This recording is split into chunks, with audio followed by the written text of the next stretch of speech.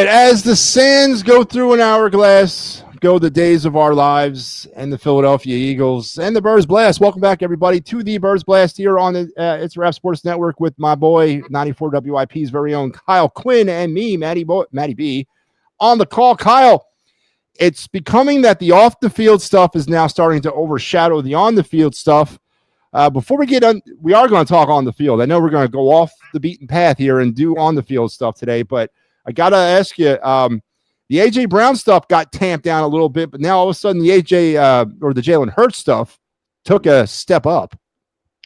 Yeah, and it's weird because this isn't usually stuff that comes out of winning football teams. This is stuff that you see come out of a 2-8 football team where people are starting to feel like their jobs are on the line and the spotlight's not being shown in the right areas, and they want to start pointing fingers and absolving themselves of blame and removing accountability and stuff like that. It's just weird, oddly timed stuff. I know Rossini was the first to report it, and then it was Derek Gunn, and it just sort of ends up taking on a life of its own. But as the reports keep coming out, the Eagles just somehow keep winning football games. It's one of the strangest situations that I can remember in my entire time watching this team. And you're right. But, Kyle, and maybe some of this stuff is not right, maybe or unfounded, maybe some of it is founded, but can the Eagles, even if, say, 50% of all this stuff is actually true, as we go through these weeks and what have you, can they sustain this type of pressure from the inside of the locker room and expect to be all together on the same page, rowing in that same direction when the season really matters come January? So, again, it's really weird because this isn't something that just these rumblings, this weird consternation and infighting, I guess, or at least so it seems from the outside. This isn't a new thing.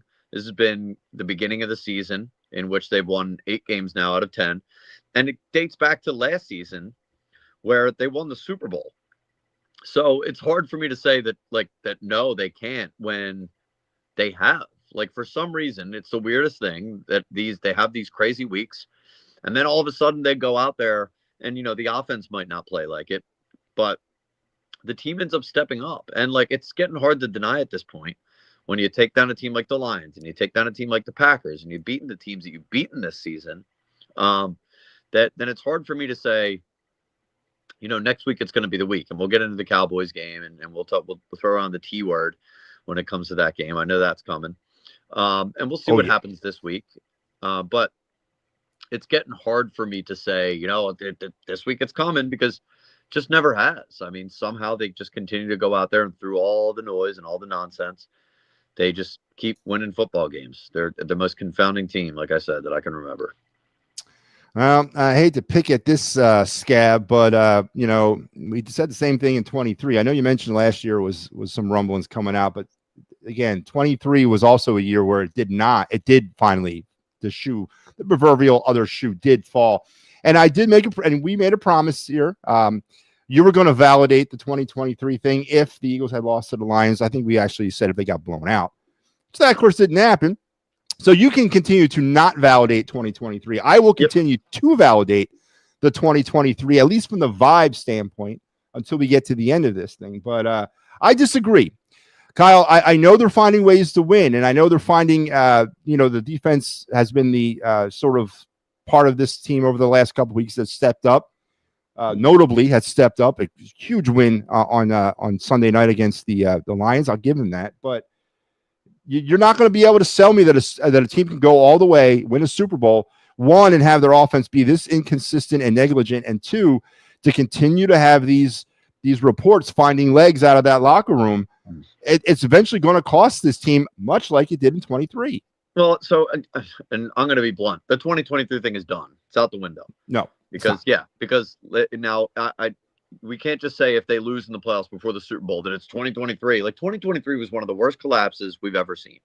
Yes, this team's defense is way too good right now for them to let this thing spiral out of control like that. That 2023 team did not have one unit on either side of the ball that was elite. This team does. And it's really, really well coached. And they also have a team that's been there, done that, not only the 2023 season, but last season. And that's a game this week against the Lions that we just saw that team loses. And they probably get rolled in that game. Not only did not get rolled, but they physically dominated the Detroit Lions. It's over to me. I mean, this I guarantee you right now, even if they lose next week, this team is not going to fall apart in that way.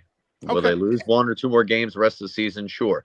Will they win the Super Bowl? I don't know. But that's not the 2023 thing is not going to happen. This is its own unique entity right now. And as it is right now, it's an 8-2 team. We'll see how far they go. There's weird things coming out of the locker room. But there is no way, and I'll give you the Kyle Quinn guarantee right now, this thing spirals out of control the way that the 2023 team. Well, you heard it here, folks. Kyle Quinn guarantee. It's been stamped upon the 2025 Eagles.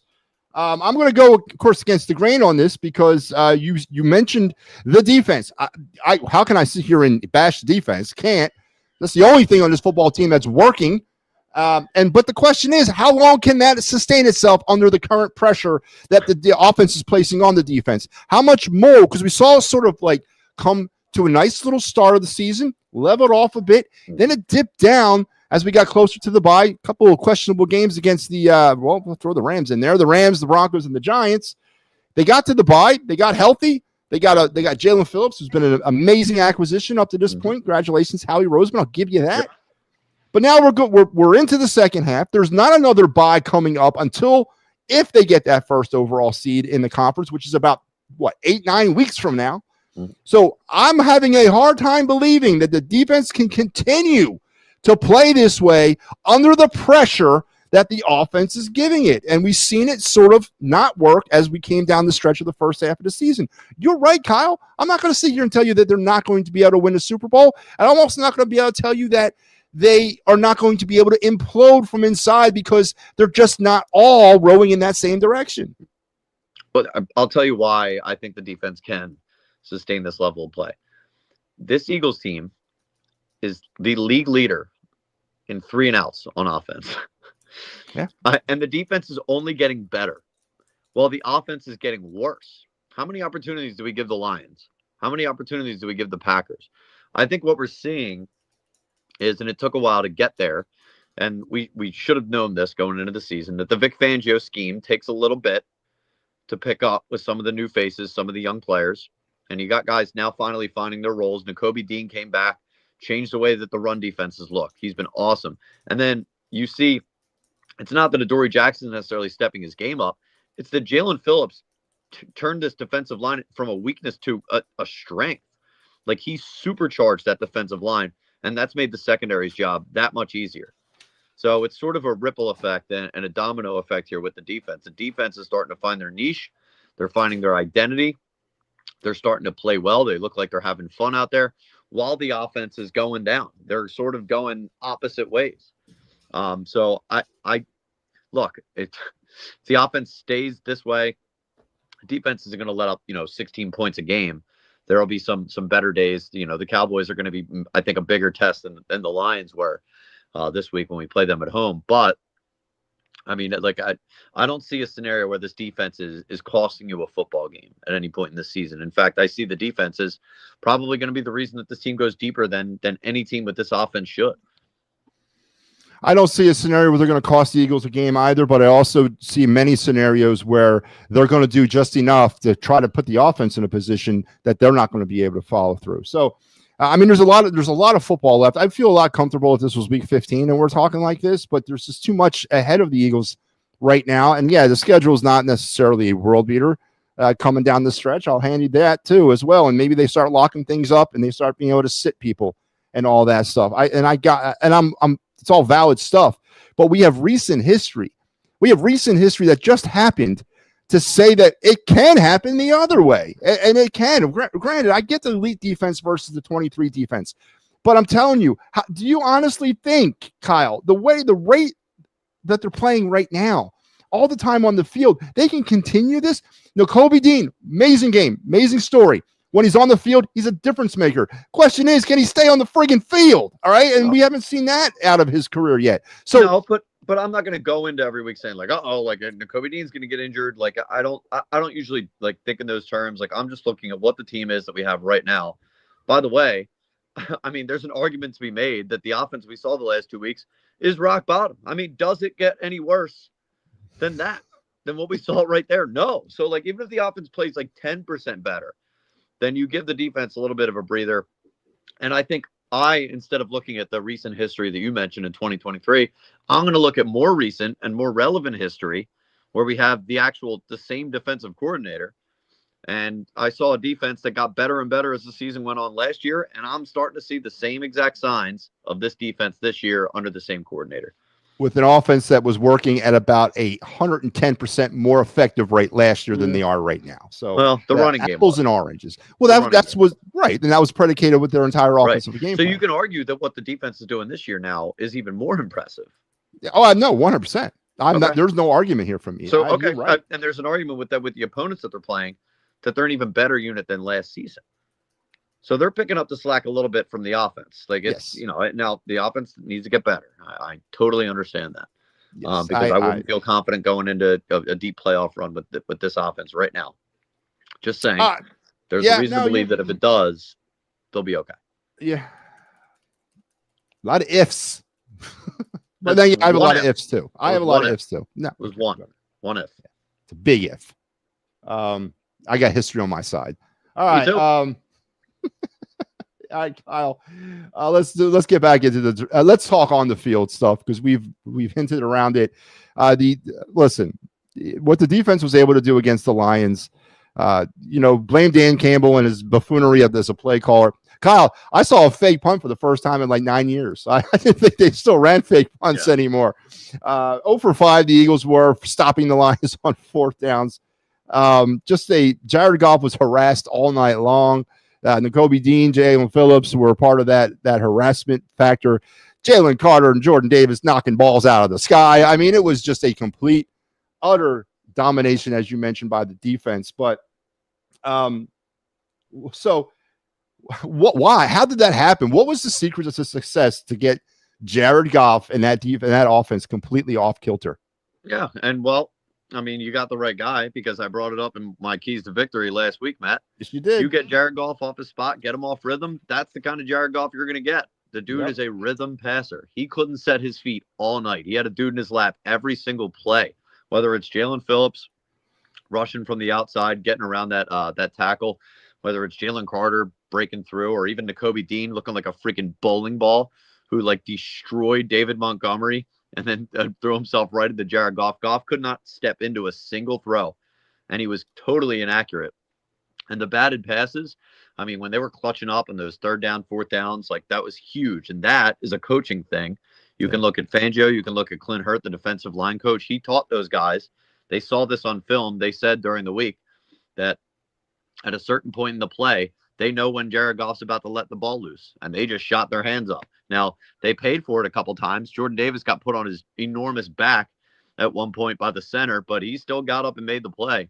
So that was just a really well-coached defense that made timely plays. And like I said, Jalen Phillips energized his pass rush to a point where it's now a strength, and Jared Goff could not get anything going. No, he didn't. And the Eagles definitely won the day on defense. But let's now turn our attentions to that vaunted Philadelphia Eagle offense. Once again, we went into this game thinking or not knowing what the Eagles' offensive identity, and I think we come out of this game still wondering what their offensive identity is. Kyle, it's become comical. It's become stereotypical. It's become a piece of satire. What is the issue with the Eagles' lack of creativity offensively? Again, with the Jalen Hurts stuff this week, a lot of that has been now maybe kind of been shifted to the quarterback's blame. I'm not prepared to say that he is to blame for all this problem, but there might be a trust issue with the coaches in terms of their quarterback. And we've talked about that many times on this show. That's not breaking news to us, but I'm still having a hard time, 11 games or 8 games now into their season, or 10 games, into their season. And we just don't understand what this offense is and what they're trying to do on the offense. Well, I understand what it is. It's garbage. I mean, it stinks. Like, they can't run the ball. It starts there. Like, the Eagles have only been at least a decent passing attack, decent offense when they had a good running game. And we can go back to Miles Sanders. We can go back to DeAndre Swift. They were still putting up yards. I mean, this is one of the worst running years the Eagles have had in a long time. And they're going out there and they're playing as though they're just playing not to lose and not necessarily to win. And I don't know if it's a protecting Hurts thing or if it's a, trying to be conservative, not turning the football over thing. But I'll say this, and this dawned on me the other day. What the hell is the point of not turning the ball over in that approach if you're just going to lead the league in 3-and-outs anyway? I mean, one way or the other, you're giving the defense, you're giving the ball back to the other freaking offense. So it's just, it's mind-numbing. It's beyond explanation. I don't understand it. This week, at least in particular, felt like they went out with a concerted effort to force feed the ball to AJ, who I think it's very clear right now, for whatever reason, that he's not the best receiver on the football team. And he's not the best pass catching option on the football team. He's still an option and a good option, but he's not the best. So they need to get off that. And that was really brutal to watch. Seeing them try to do that, seeing them try to force Saquon up the middle.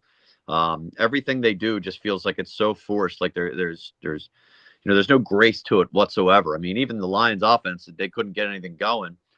That's mostly because Jared Goff is misfiring footballs. When he had open receivers, guys are running around out there open. They just they just couldn't really get the ball off. Yeah, now we're cooking here with the takes.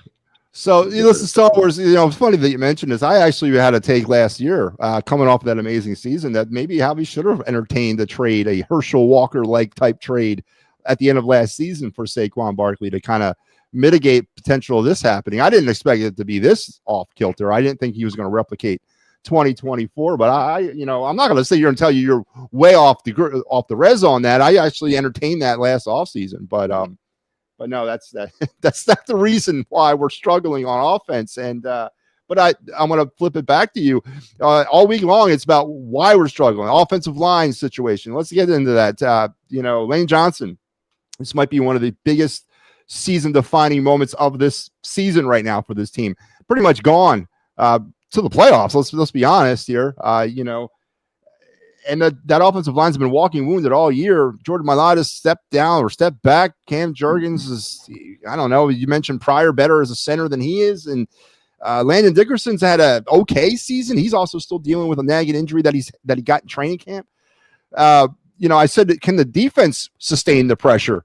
What about that offensive line, Kyle? Can they sustain the rest of the season in one piece? Yeah, well, I don't know. The Lane thing, though, it's actually interesting because although he's the best player on the line, I actually have more confidence in his backup, Fred Johnson's pretty good. I mean, the guy can play. So while we're going to miss Lane, I don't necessarily see it as like a disaster that Fred Johnson's in. I don't know what the Jaguars were doing giving us Fred Johnson back, but that was a good depth pickup for the offensive line, especially considering all the injuries that Lane's had to deal with. Star Wars, no offense, but if we're putting the eggs in the Tank Bigsby basket, then we're really in trouble here. He's a nice little change of pace kind of guy, but if you're expecting him to do the Saquon Barkley load of running, we might have really I don't know if that might be the fix of the offense. Give the ball to him. But Kyle, what do you think? I mean, he's a good pickup, but we can't rely on this guy, right? No, he's a good player. Saquon's clearly the better player, better running back. I mean, he might not be playing better right now, but I almost equate the Tank Bigsby thing to, if you have a starter that's in a game in baseball, versus a guy who's coming in relief for one inning. The guy in relief's coming in, giving you his 99-mile-an-hour pitch. He's letting it all out of the tank, so to speak. I didn't even put no pun intended there. I sort of almost see that with Bigsby a little bit. He's going in there. He's going to give you he's giving you his 100% because he knows that might be the only play that he gets in the game. Yeah. But yeah, I still think if the offensive line was playing a little bit better, we see a better version. Yeah, no, I agree, and it's all about depth anyway. And AJ Dillon is AJ Dillon still play for the Eagles? Did they? No, I don't believe so. I mean, if he does, I haven't seen him in a while. So offensive line situation, you mentioned, let's go over some of the numbers here in this game. Jalen had a very pedestrian game. What was he? He was 14 for 28 for 135 yards. Saquon, 83 yards, and it seemed like on about 75 carries, but it was 26 carries. A.J. Brown, a very forced 7 receptions, 49 yards. Kyle, everything to A.J.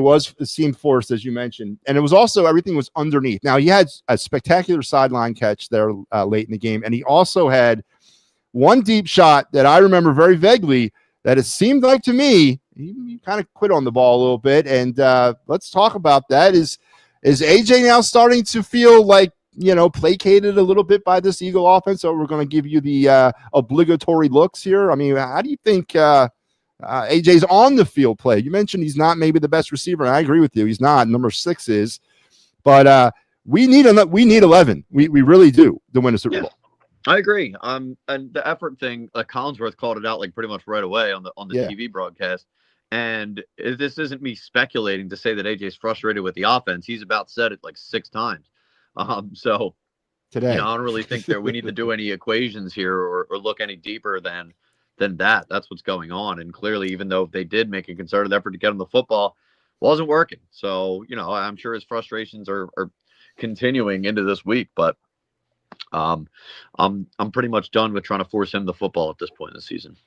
I think so too. And maybe that's what opens up this offense. Maybe if you get Devontae Smith more touches and you maybe mix in John Dotson somewhat and get more Dallas Goedert, maybe it does open up. Maybe it opens up AJ Brown and they start not paying as much attention to him. So that could be a strategy. I agree. You would. Why would you say get rid of Saquon? Star Wars. Hi, Kevin. I am done with. Okay, well, Star Wars. I'll bring it up. And me and Kyle come out in the same coin. Is Padula responsible? Absolutely. Is he the lone gunman? Absolutely not.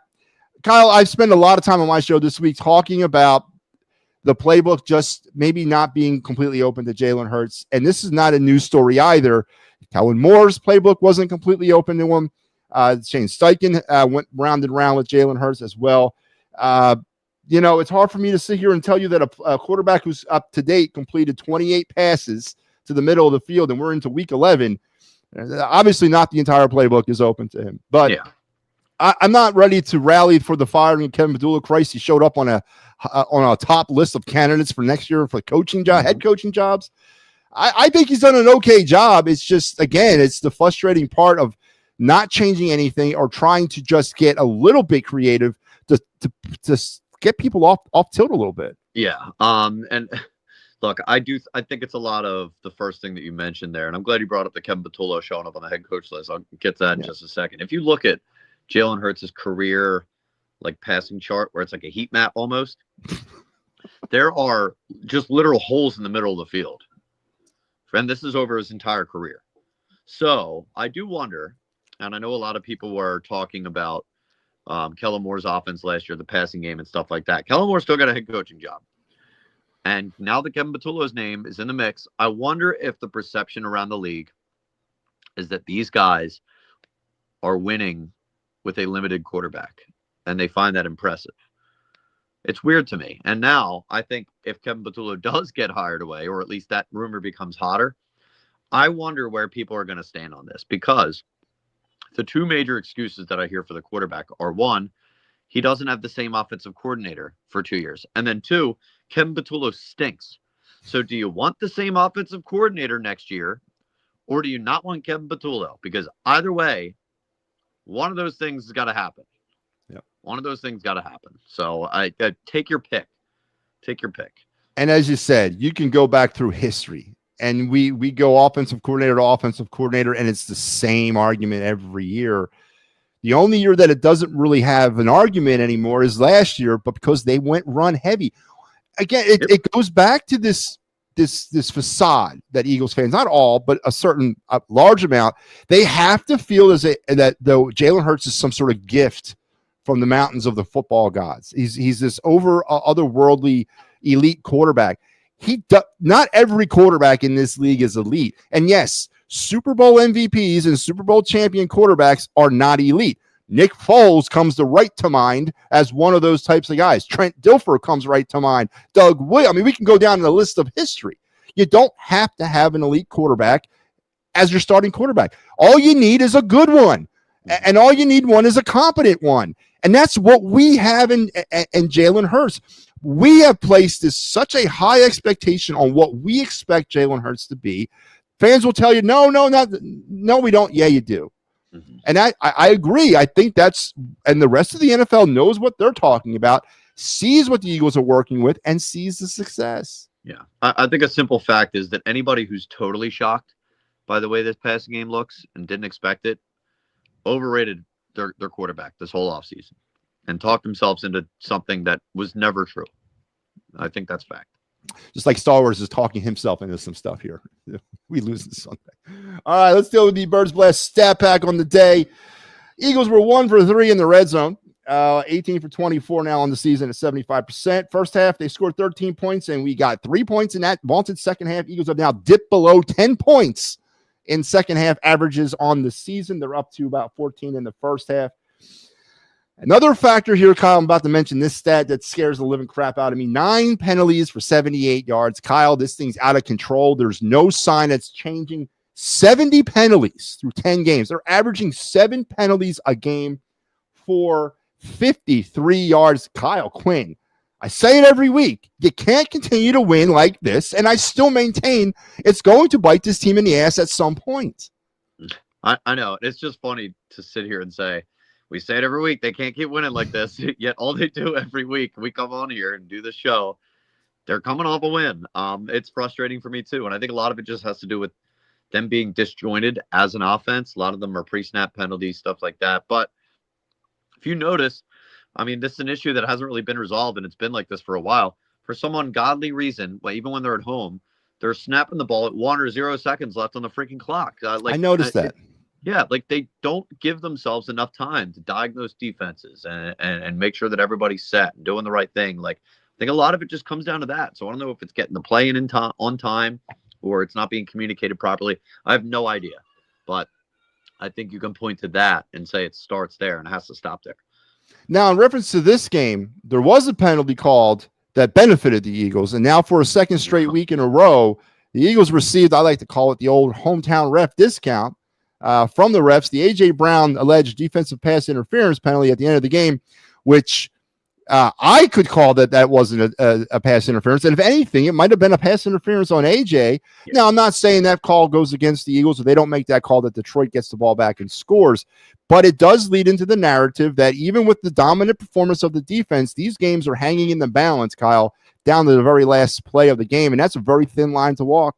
Yeah, and I never really, even though we made that decision to go for the tush push and we didn't get it and gave the Lions life, quote unquote, I never really thought that game was in jeopardy just by the way our defense is playing.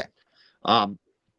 That was by far one of the worst defensive pass interference calls I've ever seen in my life. I mean, it was horrible. Not only was it bad, they weren't calling anything close to that all game. Did they even call another pass interference penalty at all in the game? No. Just it's if you're calling it like that all game, that's one thing. But for them to have called it in that moment, I mean, if I'm a Lions fan, I'm furious. Yeah. But I'm also tempered with the fact that who cares? We wouldn't have done anything with the ball anyway because we were 0 for 5 going forward on 4th down, and there's no way Jared Goff shaking his head as he's walking off the field just about every possession, even though the Eagles routinely tried to give the game right away to the Lions. But the Eagle defense was stout, and yes, they were. The Eagles did force a turnover in this game, and that's good. They're up to now 10 on the season, 1 a game. And they also did not commit any turnovers, as they've only committed 4 turnovers on the season. Hurts did have the fumble, though, but I think Saquon jumped on it. Hurts got sacked 1 time for 11 yards, and they got to Goff twice for 12. 0 for 1. Eagles only went for it on 4th down 1 time, Kyle. Now, I know there was a few, finally, a few false start penalties on the old tush push. 11 for 17 now on the season, 64%, and all that came to a tune of a 16-9 win over the Lions. And the Eagles have ascended to the top part of the NFC and have put a death grip onto their own division, which is coincidentally where we're going to turn our attention to now. Dallas Cowboys are in town. Kyle, Quinn, Dallas week. I say this every week or every time we play the Cowboys. Are we going to stop calling it Dallas week until something changes here? No, I mean, look, people can feel how they want to feel. It's just, I do think this is a tougher game, maybe even tougher than last week, maybe tougher than Green Bay. I think this is a really underrated tough week for the Eagles. So this one's going to have some juice to it. I think it is too. Before we start turning into the Cowboys, let's remind everybody at home. I had the Lions in this game. I, of course, did not win. Kyle had the Eagles. He won. Kyle's now 6-4 on the season. I am now 4-6. I don't know how that happened. I went with Amon's St. Brown as my MVP. Kyle Quinn went with Devontae Smith. You want to give it to Nakobe Dean? Give it to N'Kobe, give it to Phillips. I mean, just give it to Vic Fangio. Why not? Okay, we'll give it to Vic Fangio. So once again, me and Kyle now through 10 games have yet to pick the correct game MVP. One of us is going to get there before the end of the season. Yeah, I really believe so. A hard thing to do. Yeah, it is. So let's pay our attention now. Turn our attention to the Cowboys. Eagles, Dallas, Sunday afternoon, 4:30, 4:25, whatever. Eagles going Kelly Green on the road, Kyle Quinn. Am I seeing this right? Has the world stopped turning? No, that's what they're doing. They were practicing the Kelly Greens. They announced Kelly Greens. It's Kelly Green week. Old school. That's what I'm talking about. I'm surprised Jerry allowed that. But Cowboys going with their home duds, the white and the silver. Weather in Big D. Now it's that time of the year where that crazy structure of a stadium with the sunlight, the way it comes in, and especially that time of the day when they're going to be playing. But this might not be a factor as they're expecting PM thunderstorms, so it might tamp down the sun glare effect. But it is definitely something to pay attention to, Kyle. It is truly for all the money AT&T Stadium got pumped into it. How do they screw that up, Kyle? How do they do that? Yeah, it's about as Jerry Jones and the Cowboys as you can possibly get, right? It's terrible, man. It's terrible. But it looks like and my favorite is Jerry's like, I can't move the sun. I'm like, yeah, but like, there were a lot of other things that you could have done besides move the sun, Jerry. I don't know how your head went there first, but yeah, you could have done a little bit of more. Maybe put in some of those reflective windows around the stadium or whatever. All right, let's talk some injury report. This is as of yesterday. I do not have today's. Big one, of course, Lane Johnson IR'd, or he's going to be IR'd with that foot problem. Cam Jurgens did not participate in practice yesterday due to a concussion. Jalen Phillips was limited yesterday with a shoulder problem. Miles Hinton, the 6th-round draft pick, is back. His window is open. He's was a full participant, and Willie Lampkin, also a full participant. Let's go right to the offensive line because that's where it seems to center all the attention to the injury report. Willie Lampkin and Hilton, whatever.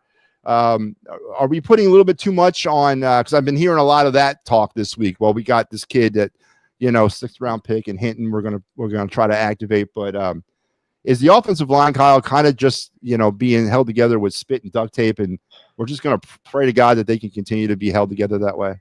So, at least from what I heard, Jurgens was back in practice in limited capacity with concussion. Jalen Phillips also practiced, so he'll be okay. But yeah, I don't know. This feels like a situation where they activate those backup O linemen and just sort of pray. Yeah. Yeah. And I know it's not really a strategy, but that's how they're going to have to go into this week. Welcome to the NFL, gentlemen, and that's how it's going to go. For the Cowboys, this is as of yesterday. Dak dealing with a hip was limited. Tyler Smith, knee limited. Malik Hooker, limited with a toe. Donovan Wilson, limited with the elbow. Dante Fowler, limited with the shoulder. Jadeveon Clowney, God damn, is he still playing? Is limited with the shoulder. Solomon Thomas, calf limited. Perion Winfrey, full participant. They're a little dinged up, but I mean, if you're a Cowboys fan at this stage of the season, you got to be pretty happy about your injury statuses, right? Yeah, I mean, sure. I mean, they're I think overall a pretty healthy football team right now. Yeah, I think they are too. With all that being said, Kyle Quinn, 425 AT&T Stadium, week before Thanksgiving. Both teams are going to be coming off, be going into short weeks after this game. You mentioned the T word, which is the T word for trap. What do you see unfolding down there in Big D? It does have a little bit of a trap game feel to it. And it's, it's one of those classic spots where you just came off of 2 really tough games. You're not really looking at the Cowboys game, even though they're the Cowboys on your schedule. And then sneaking up on you the next week. It's a short week because you're playing Friday. But guess who's 7-3? Yeah. And up there in the NFC, Chicago Bears, man. Yeah. So like they got that one looking ahead and look, like the Cowboys, I think, are a better team than the record shows. At least their offense is really good. And their defense looks like it might have gotten a little bit of a boost from Quinn and Williams. And they've been playing a little bit better as of late. So, and not only is the Cowboys offense good, but they're playing at home on that home turf where they're really fast. So this is going to be a challenge for the Eagles. And it does have trap written all over it. And with the trap mantra and written all over, I agree with you there. Do the Cowboys and the Cowboy faithful and Jerry and all the people that support the Cowboys, are they looking at this game as a pseudo Super Bowl for them? I mean, it's definitely one that like they have to win. Like if they want to at least have any hope for the rest of the season, they can go to what I think 5-5-1 or something like that. Five Like and this one, yeah. is, yeah, this is the game that if they win, then all of a sudden they're like, hey, like why not? Why not us? They are the only So team in the NFC is left with a pulse. I can't believe yeah, that's that's right. even. So like I mean, and I know the NFC is really tough, but you know, like anything could happen. There's still a lot of time left. So I mean, you bet. And I do think the Cowboys might be more motivated in this game than the Eagles are. We'll wait and see. But with Kyle's expert summary, give me some key matchups to look out for on Yeah. Sunday. So we'll start with those Cowboys weapons. Pickens, who's just playing out of this world this season, and CeeDee Lamb versus an Eagles secondary that I thought's looked better the last few weeks. A lot of that's had to do with the defensive line, but Dak's the kind of guy who he's not like Jared Goff where he's a rhythm guy all the time. He can play out of structure. He can extend plays and scramble and stuff like that. So that's going to be a really difficult one for the corners, Adoree Jackson, and whoever's covering Pickens or CeeDee Lamb for that matter. Ferguson's healthy too. So the Cowboys have some tough pass catchers back there. So secondary is going to have to be pretty sharp. The other one I'll give you is, especially with Cam Jurgens' injury and Dickerson being banged up, watch that interior Eagles offensive line versus new Quinn Williams, Kenny Clark, who's there from the Micah Parsons trade. That's a tough matchup, and I think one that sort of works in Dallas's favor there a little bit. And the third one is the Eagles offense versus 3 and out. Stop going 3 and out. They do it worse than any team in football. And we watched the Raiders put on maybe one of the most pathetic performances I've ever seen last week and this entire season with Geno Smith. They're worse than the Raiders in 3 and outs for once in their lives. Convert a third down. Maybe get a first down on first down. How about that? Like stop. They got to stop with the 3 and outs because with this Cowboys offense, even with as well as our defense is playing, they'll make them pay for that. And you mentioned the 3 and outs and the third and long situation. It seems to me that the bulk of these penalties against the Eagles are coming in that second down range, and it's putting them in those positions. And yep, that could be timing, that could be coaching, that could be rhythm, and there's something to that. I agree with you there. My summary here is, as you mentioned, my third one is I am a big fan that right now I think the Eagles, as you look around the NFL, especially in the NFC, they've proven they can beat anybody. They've proven they can beat anybody in the NFL, to be honest with you. And obviously we got to take the NFC first. There's nobody in the Eagles are the favorite to win this conference right now, even with all the friggin' issues with the offense. They are the favorite to win the NFC. But I think the biggest opponent the Eagles are going to have to face the rest of the way is going to be themselves. It honestly is everything from the on the field disjointedness to the off the field drama. If they cannot, they gotta learn how to live together, work together, and get through this as a team. And I don't know if they can, but that's going to be a key matchup for me for the rest of this season. Honestly, is the Eagles versus the Eagles. My second key matchup, you mentioned the weapons that Dak Prescott has. I'm going to go a little bit one better. I'm going to mention Dak Prescott. He's having a great season, and he's healthy as he's been in a long time. Can't sleep on Dak, man. You got to continue doing what you've been doing to Jordan Love and to Jared Goff. You got to do it to Dak Prescott, because if you let him sit back there, or if you let him be creative, he's going to tear you apart. He's going to find a way to pick you apart.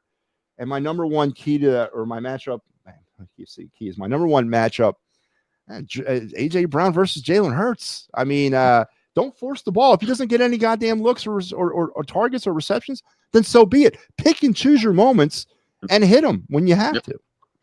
I'm with you. And I think that third one there is going to be one of my 3 keys to victory. So would you like me to get into those real quick for you? Let's do it, Kyle.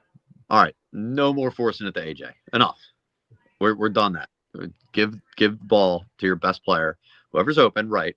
But since nobody seems to be getting open, give the ball to Devontae Smith. I think he's the best weapon that you have on offense right now. So enough of the AJ crap. Give the ball to Devontae Smith. The second one's going to be ball control. I mean, the more opportunities you give the Cowboys to score on offense, the more points that they're going to put up. You mentioned it, Dak, CeeDee, Pickens, Ferguson. Like they're a tough offense. So they got to be able to control the football. And as I mentioned there with the matchups, stop going 3 and out. Sustain some drives, keep your defense off the field, keep them fresh. And then the last one is be ready to cover for a while. Dak Prescott he's one of the tougher guys to sack in the NFL. He can run, he can scramble, and he can throw on the run, and he's just like a tree trunk back there sometimes. So Adoree, Coop, Quinn, they're going to have to be sticky in coverage for a little bit longer than they're used to. So if they can do those things, I still think it's going to be a really tough game. And there's a number of, I believe, points that the Eagles, there's a threshold that they can allow for them to, I think, win this game, but they need to be sticky. Bohemian 9322 checking in from Tanzania. What part of Mississippi is that in? Yeah, man, that's welcome to the show. What day of the week is it, and what time of the day is it? That's where I'm going. That's Tanzania, Pennsylvania. Oh, Tanzania. No, all right, I knew I'd heard it. It said Sinmanco, right? Yes. Montgomery County. All right. Yeah, Kyle, those are pretty generic, not generic keys of victory, but they're pretty obvious keys of victory. And I'm going to build off of that.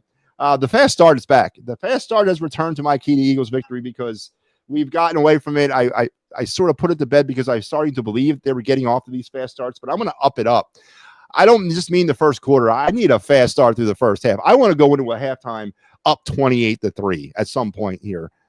We haven't seen that really since the what was it? I don't even remember when it was. Was it it was the game earlier in the year where they almost blew it in the second half? Buccaneers. The Buccaneers game. I need to see a first half like that. I need to see a first half like that. Yeah, we got you, man. We're just playing. We know it's in East Africa. And it's 1:12 a.m. on Friday morning. Well, how's your Friday going so far? And welcome to the show. Don't forget, like, click, subscribe to the It's a Wrap Sports Network so we can continue to deliver this type of content to Africa. That's right. I'm big in Africa, man. And that's what I'm talking about. One continent at a time, Kyle Quinn. That's how we're going to do this. The biggest star in Africa, some said. That's it, man. We got to start somewhere waiting the Bills game. Oh, my God. Yes. The game's like, what, 5, 6 o'clock in the morning? Woo, man. That's what I'm talking about. Waking up some football. But, yeah, give me a fast start. First half. I want to see it. I'll accept you to score less than 10 points in the second half if you're up 28-3 in the halftime. My number's 2 key to Eagles victory.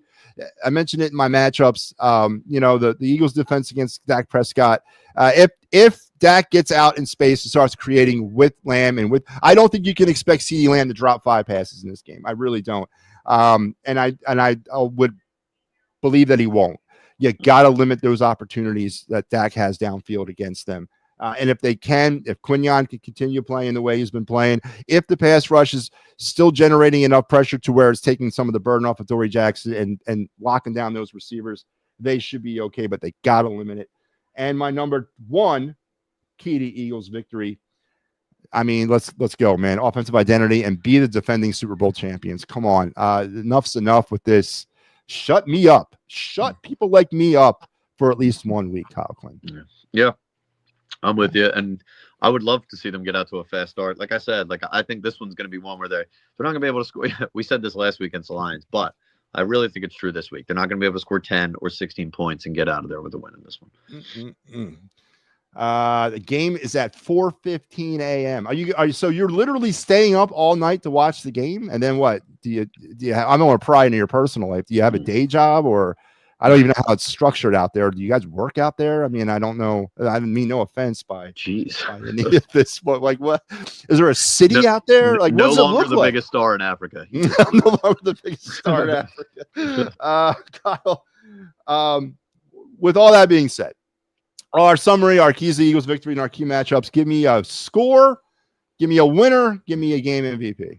Yeah, so I know I'm talking crazy with the trap game and my nerves and the offense and all that stuff. I'm not freaking picking these stupid-ass Cowboys to win. No. I'm not going to do it. But I do believe the Eagles will need more than 23 points in this one to get out of there with a win.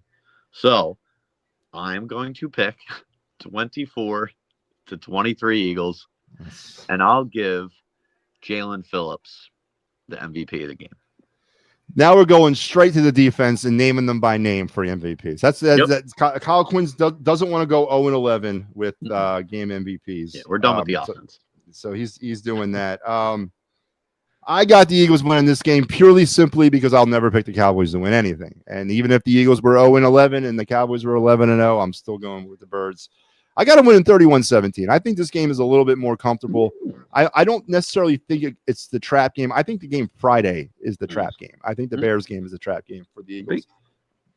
But I got the Eagles winning 31-17, and A.J. Brown is my game MVP. Oh, all right. Yeah. I'm going all right, let's hope we both get out of there with a win then. Going way against the grain on that one. All right, let's get to the final segment, our question of the week. Straight to work, so you're not sleeping? I mean, dude, that's what I'm talking about, man. Bring on some football.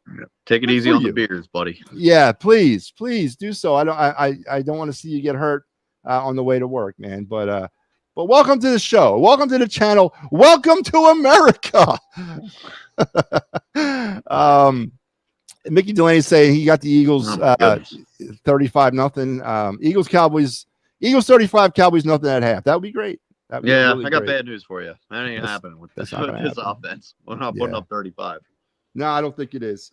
All right, our question of the week. This is the time of the show where I give Kyle what I like to believe is the most brain tantalizing, make you go type question that Kyle has received all week as it pertains to the Eagles. And I lock myself in a room and I do all those things. So here we go. With all respect to the 2000 Baltimore Ravens and the 85 Chicago Bears, we argued about it a little bit in the front end of the show. Is it too much to expect the Philadelphia Eagle offense or defense to continue this and get no support, and the Eagles to actually hoist up that Super Bowl trophy for a second straight year? If they get the 1 seed and home field advantage. I think if this Eagles defense is playing at home, they're going to the Super Bowl. I don't think anyone's going to beat them in Philly with the way that this defense is playing. Like, get out of here. Cowboy Dave with the 31-17. Dave, and you could be right, but on this show, and this is where me and Kyle will be lockstep every time the Cowboys and Eagles play. I will never deviate from that. I have a hatred for the Cowboys that's burned deep in my soul, and I won't pick them to win anything. So, but I will say this. You get to the NFC Championship game in the Super Bowl, you're expecting to be playing the two best teams remaining on your schedule there. The offense is going to need to step up, I think, in a way that they had in the NFC Championship game in the Super Bowl last year. You saw them take it up a little bit of a notch. Can they do that again this season? I do believe they're going to have to. And you know what? We talk about this, and it's funny because the way the season goes, it feels like we're right there at the playoffs. We're not even at Thanksgiving yet. And we still got a lot. Even though we've done a lot, we still got a lot left to go. And this is it, man. I mean, really, I say starting at Thanksgiving, running to the end of the season, that's football. That's where all these games really matter. That's why I don't agree with any of this nonsense. Why are we playing AFC teams and why are we playing an AFC West team in like week 13? I just don't understand that. That stuff should be off the calendar in September. We should be playing the Rams, the Lions, the Bears, our NFC East teams all at this time of the year, whatever. But there's a lot more football left to go. The Rams ain't going anywhere. The Lions ain't going anywhere. They're going to be, one of them two is going to be standing at the end as well. And you mentioned the home field advantage factor probably might be that X factor here for this football team. I have to agree with you. Yep. And look, the Eagles, I believe, I'm waving the flag on the division. Think it's over. No matter what happens this week, we do have a home playoff game, at least one. So you're saying the curse is over this this year with the Eagles repeating as NFC East champs? Yes, sir. Wow. I'm gonna knock on some wood there. All right. Welcome to yes, thank you. Thank you for welcoming us to Tanzania. It's cool. It's cool for me to think that I'm being watched by somebody in Africa. That's very cool. It's very cool. Thank you. Thank you very much. Yep, you're a regular Michael Jackson, buddy. Bohemian, are you smoking something funny? Oh, geez. Anyway, Kyle, before I let you go, tell the good folk out there. Oh, yeah, programming notes. So next week with the holiday and with the Friday game, we are going to try to land this thing on Tuesday. We don't have a time yet. We'll come up with a time a little bit later on. And we'll let you know. So Tuesday next week. Wednesday, I think might be. Wednesday. Sorry, Wednesday. That's right, Wednesday. I got other shows on my mind that I'm trying to balance around. Wednesday. Again, the time is to be determined, and we'll let you know. So anyway, Kyle, can you tell the people out there where they can find you? Yep. Of course, on WIP 94.1 every Monday through Friday, 10 to 2, producing with Hugh Douglas and Joe Giglio, and then on Twitter @_Kyle_Quinn. And if you're listening from Africa and you're wondering, how do I get 94 WIP? I don't have 94.1 tuned in on my FM radio in Tanzania. Never Odyssey fear. app, baby. That's it. The Odyssey app, you can go find them and just search what 94 WIP on the Odyssey that's app. exactly right. That'll get you right there. All right, Kyle Quinn, my main man. We'll talk next week. I'm not going to wish you a happy Thanksgiving because we'll see each other before that. So have a good weekend, man. All right, go Birds, screw down. Go Birds, screw Dallas is absolutely right. Kyle Quinn, the man, the myth, the legend, here on the Birds Blast with Kyle Quinn. And we are going to wrap this thing up with the segment we wrap up every Birds Blast with is my picks for the week of week 12. I give you my weekly picks in the NFL. And, of course, we got games going down right now. We got games happening a little bit later on tonight. Dave's asking, hey, Kyle, you have something on your upper lip? Jeez. I'm going to take a shot at him, Dave. You get locked minimum 6 months via custom. All right. So let's talk about my week 12 picks. First, let's talk about week 11, 9-5. 9-5 on week 11. 105-54 for the season. I'm having an amazing year picking games. I have to pat myself on the proverbial back for this. I've been having a great year so far picking games. Haven't had a below 500 week since about week 5. So it's been a real good run here for me. And let's see if I can keep it up into week 12. Let's start, of course, with the Eagles-Cowboys. Again, Dave and all you other Cowboy fans out there, I respect you and I respect your allegiance to that team. But I will never, under any circumstances, even forced with execution and death, I will never, ever support, defend the Dallas Cowboys. And I will always pick against them in any circumstance. So I got the Eagles winning this game. And that's really the only reason why I'm going with the Eagles. If any other opponent, I'd probably be picking against the Eagles this week. My hot take, negativity, and controversial thing can only go so far, and it's definitely not going that far with the Cowboys. So I got the Eagles. Moving on to the game tonight, Buffalo and Houston. Give me Buffalo in this game. Pittsburgh and Cincinnati, or not Cincinnati, Chicago. Give me the Steelers. New England and Cincinnati. Give me the Patriots. The Giants and Lions. I think the Lions bounce back, and they beat handily the Giants. Minnesota and Green Bay. Give me Green Bay. Seattle, Tennessee, Seattle, Indy, and Kansas City. Maybe the best game of the week. That's a very intriguing game for me to watch. But give me KC. The Jets versus the Ravens. I'm taking Baltimore. Cleveland and the Raiders. Give me Cleveland. Jacksonville and Arizona. Give me the Arizona Cardinals. Atlanta, New Orleans, Atlanta. Sunday night, Tampa and the Rams. Another good game. I'm taking the Rams. And we're going to wrap it up with a stinker on Monday night. Carolina versus the 49ers. Taking the 49ers in that game. So there you go. My week 12 picks in the NFL. Again, 105-54 in picking these games. As an Eagles fans, we need to put Cameron out there to block. I think we do too.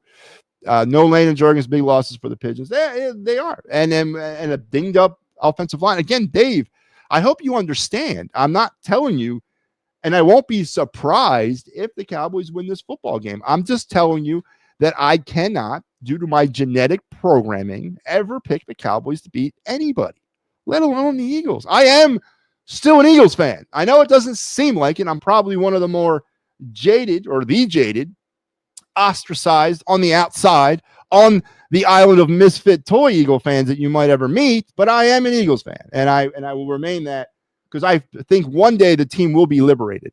Howie Roseman will be fired. Nick Sirianni will be gone, and Jeff Lurie will hopefully sell the team at some point to free my Philadelphia Eagles. But until that day comes, but I still am with them when it comes to a lot of things, and beating the Cowboys is certainly one of them.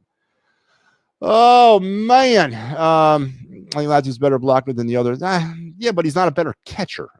We had to take the handcuffs off Jalen. I agree, Doughboy. Me and Kyle went round and round about that, but Kyle's at the sort of, he agrees with that sentiment, but he's also kind of at a point now where, maybe it's not so much an issue we need to be talking about anymore. Maybe it's an issue where we just have to resign ourselves into accepting what the offense is and just hoping that the defense can continue to play at the level they're playing at. I think it's an awful stretch. I think you need more out of your offense, a lot more out of your offense. We've got a lot of football left, man.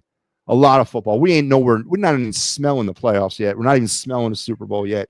A lot of things can happen. We've seen this before. And again, I'm going back to 2023 in that aspect. So I agree with you. They got to do something, whether or not they trust him to do it, whether or not they trust him to do it or not. They gotta try something new with the offense. 100%. Cole Hollywood Hamels is on the MLB class of 2026 Hall of Fame ballot. Is Hamels the first ballot? Yes. No, absolutely not. You're crazy. Star Wars, I love you, man. And you are one of the big supporters of the It's a Wrap Sports Network, brother, but you're crazy. Cole Hamels is not a first ballot Hall of Famer. There are 7 either Phillies or former Phillies on the class of 2026 Hall of Fame baseball ballot. Bobby Abreu, Cole Hamels, Jimmy Rollins, Chase Utley, Gio Gonzalez, Hunter Pence, Bobby Abreu, for God's sakes, is on the damn thing. And if you're asking me out of them players, who's getting in this year, it's sure as hell is not Cole Hamels. I do think, and I'm not saying he won't get in, but I don't know if he's going to get the minimum of 3% of a vote to come back for 2027. I don't know.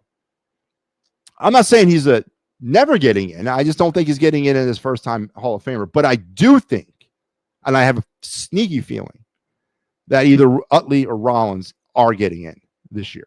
And I would love it to death if it was both of them.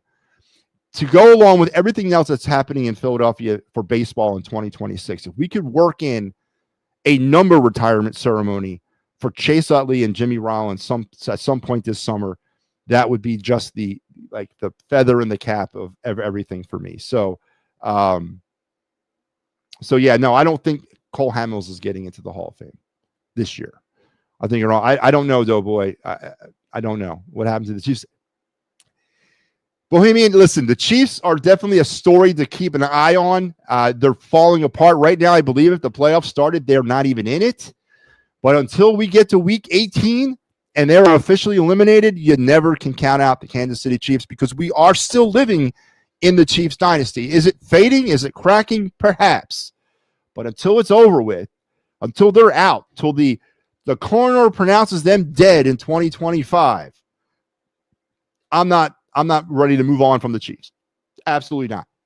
Because I've done that before, and it really cost me. So I don't know what's happened to them. I think it's really boils down to just not enough offensive weapons for Pat Mahomes. I think the wide receiver situation this year really hurt them. They weren't that deep with wide receiver. They lost, what's his name? Was it Worthy early on? I just don't think, I think they didn't have enough depth at wide receiver. And Andy Reid is notorious for not being able to properly evaluate wide receiver talent. So I think it comes down to that. Do you really think the NFL wants the Pigeons to run away with this division? I'm not seeing. Yeah, that's a good point too. It could be in the NFL script. I don't think, though, this is the trap game. Kyle thinks it is. I think Friday's game against the Bears is. I think the Black Friday game against the Bears would be the trap game for me. But it could be. It's going to be a good game. I think it's going to be a lot better game than everybody expects. Oh, man, I don't know. Maybe I have trust issues, but I just like the Derek Gunn stuff. I just don't believe it. I don't believe Deshaun Jackson has any idea what he's talking about. Now, of course, Star Wars is alluding to the Deshaun Jackson story on his podcast, on Deshaun Jackson's podcast, where he said that in a conversation with A.J. Brown that there is something more going on with that wide receiver and something more going on inside that locker room. I do believe it. I believe all of it. I ain't gonna lie to you. I do. Because we've seen it before where there's smoke, there's fire with this team. There is internal pressure, but there's internal pressure for every team at this point of the season. Whether or not the Eagles can weather the storm and whether or not they can handle that internal pressure is a whole other issue. There is internal pressure, and there's conflicting personalities inside that locker room. No one's supposed to be best friends. That's not a prereq of the NFL. It's whether or not they can handle that and work with each other and deal with that and rise above that stuff for the common good of winning a championship. That's what makes them a champion. So I personally think as the weeks go on and the drama builds, now God help us if they do start losing, because then that's when the drama might overtake them and we might see a 2023 happen, because that's what I think ended up happening in 2023. So That's my point on that there, Star Wars. But if you want to hear more about my points, tonight at 9, right here on the It's a Wrap Sports Network, I will be back for the final broadcast episode of the week of The Final Word with Matty B. But I'm not alone tonight. I'm bringing a few of my friends. 8 o'clock tonight, we got the Gridiron Weekly with the boys breaking down some NFL, NCAA action. And then immediately following Flyers Blues, Mike Lara will have you on the Clear the Ice Flyers postgame show. I have you on Saturday for the Devils game.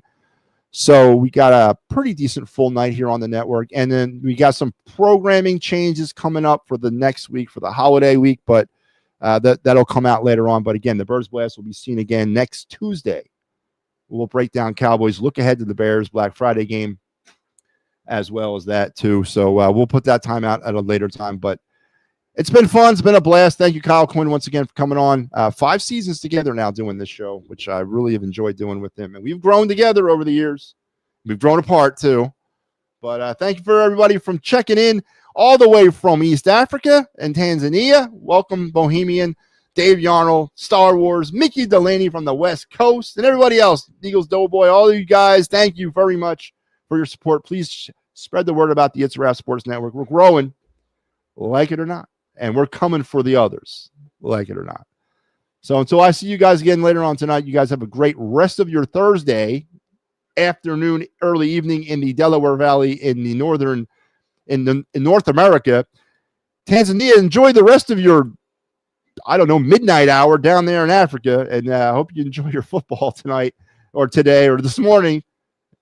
Enjoy yourself, and I hope to see you back again. Thank you very much. Thank you, Mickey. I appreciate the support. We'll talk again tonight, but don't forget, 8 o'clock tonight is the Gridiron Weekly, and then I'll be back at 9. You guys take care.